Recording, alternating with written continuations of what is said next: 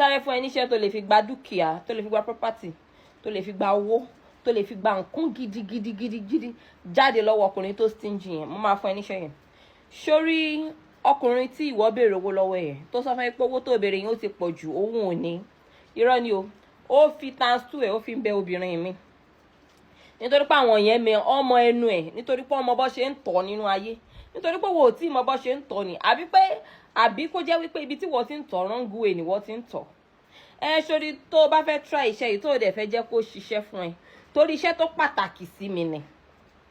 Iṣẹ́ ẹlẹ́yẹlé ni iṣẹ́ yìí. Iṣẹ́ yìí ó pé oríṣiríṣi mẹ́ta lọ́wọ́ mi. Ẹyọ kan nínú ẹ̀ mo fẹ́ fún yín lénìí. Bẹ́ẹ̀ bá ṣe wá engage lórí post àwa wo mi lórí láti drop àwọn tó kù. Kí ló máa bá mi wá? Wá bá mi iṣẹ́ yìí. Kò ná ẹ lówó rárá. Ṣáàbà mi lọ sọ́jà, ṣùgbọ́n tó bá ti ró lóòótọ́ ni. Tó bá ti lọ sọ́jà, bá mi ra ẹyẹlé funfun. Sórí ẹyẹlé funfun yìí, iṣẹ́ yìí mo fún ìkan lára àwọn àbúrò mi kan. Àbúrò mi yẹn náà jẹ́ spiritualist tó máa ń dáhùn èèyàn lóhùn. Mo fún níṣẹ́ yìí. Èèyàn kan gbìyànjú iṣẹ́ yìí, ó padà wọ́n ní princess ayé ni yín o, mo ní mi kẹ̀. Mélòó lára mi. Nítorí Ọlọ́run tó bá fẹ́ gbìyànjú iṣẹ́ yìí, bá mi ṣe kíni, bá mi like, bá mi comment kó lè ṣiṣẹ́ fún ẹ. Ẹ mọ̀ bá ṣe máa ń ṣe bí ẹ̀yin tèmi. Kí ló máa bá mi wá? Bá mi lọ sọ́jà. Wá olóòótọ́ èèyàn. Wá olóòótọ́ èèyàn tó máa rí ẹyẹlé funfun rà lọ́wọ́ ẹ̀. Ẹyẹlé funfun tí kò ní àbàwọ́n. Ṣó mọ̀ pé nísìnyí àwọn èèyàn ti mú ẹyẹlé yẹn, wọ́n ti ń tú díẹ̀díẹ̀ tó wà lára ẹ̀, wọ́n ti ń tú dànù. Wọ́n wá parọ́ fún yín pé funfun ni. Ṣùgbọ́n tó bá ní lọ́ọ̀kì fún èèyàn tó ń ṣe olóòótọ́ èèyàn, tó rí olóòótọ́ èèyàn tó máa ra iṣẹ́ yìí lọ́wọ́ ẹ̀, tó dẹ̀ ta ẹyẹlé funfun yẹn gọ́gọ́gọ́ fún ẹ, wọ́n ṣàròyìn oyin gidi díẹ̀. Oyin gidi ìbàjẹ́ ìlarin, ìbàjẹ́ orin gidi díẹ̀ ṣàlóyìn. Sórí one thing tó wà nípa iṣẹ́ yìí ni wípé ẹsẹ̀kẹsẹ̀ tó bá ti délé ṣàwọ̀ èèyàn tó lè bẹ du ẹyẹlé yẹn, tó bá dẹ̀ pé wọ́n fúnra ẹ̀ náà ló lè du.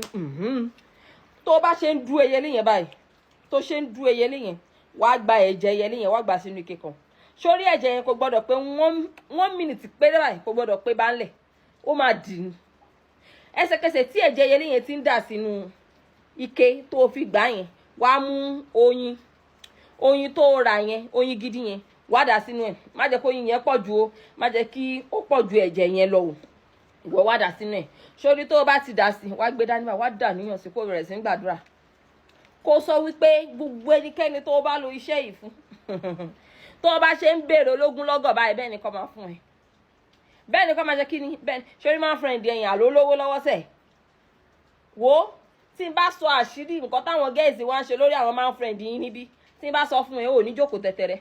Oníkàsá pé babalágbájá ti ṣí bóbìnrin lọ, babalágbá kò ń ṣojú lásán.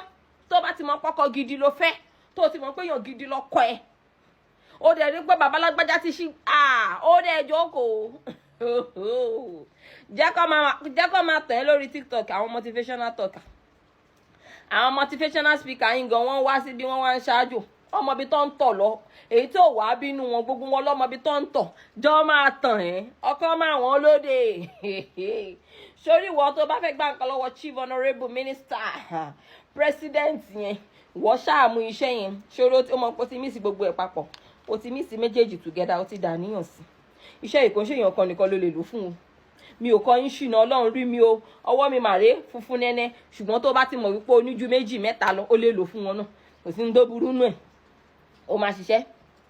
Sórí tó bá ti wá fẹ́ lò, tó bá ti kú bí 5 minutes or 10 minutes kí wà tẹni ìkẹjọ ní nǹkan, wàá mú díẹ̀ nínú iṣẹ́ yẹn, ìwọ fi sí ojú ibẹ̀ tí kíní máa gbà wọlé. Mi fẹ́ fi gbogbo ẹnu sọ̀rọ̀.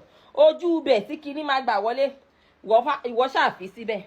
Ẹjọ́ ní nǹkan, wàláhì tọ́lọ́run bá ń bẹ tí ẹ̀mí ẹ̀ ń bẹ láyé, ó máa padà wá jẹ́rìí ságbára Ọlọ́run. Tó bá wá padà wá jẹ́rìí ságbára Ọlọ́run, ẹ̀rí ọkàn máa jẹ́ ẹ̀. Torí pé dánwò òun ló bí yọ ọ̀kẹ́rẹ́. Tó bá dánṣẹ́ yẹn wò tí ò bá ṣiṣẹ́ lára ẹ̀, irọ́ ni. Ó dánwò bó ṣe yẹ kó rí. Àbí kó jẹ́ pé fake ẹyẹlé lọ́tà fún ẹ. Ẹyẹlé ẹyọkan péré ló nídìí. Ẹyọkan péré. Bẹ́ẹ̀ ni. Ṣọwárí ẹyọkan tó ti lò yẹn, ó gbọ́dọ̀ ṣí ẹ̀ pẹ̀lẹ́ anybody. Odidi ẹyẹlé ẹyọkan fún èèyàn kan ni.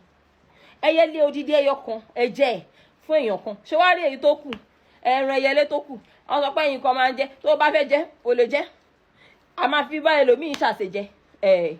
tó bá fẹ́ jẹ n kò fẹ́ jẹ ní títí ẹ ìwọ lè jẹ o lè fẹ́ lòmíì kó jẹ ẹ̀jẹ̀ ẹni ìwọ kò nídìí tó bá ti gbẹ̀jẹ̀ yẹn òun pọ́dọ̀ fún yàn lò wọ́n fún yàn lò ó fẹ́yìn tẹ máa ń béèrè kò sígbà tó lè ṣiṣẹ́ yẹn o àdúrà àgbà.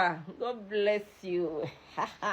More you know, your favorite prophetess, Princess Domain, a spiritual empire. Nobody better.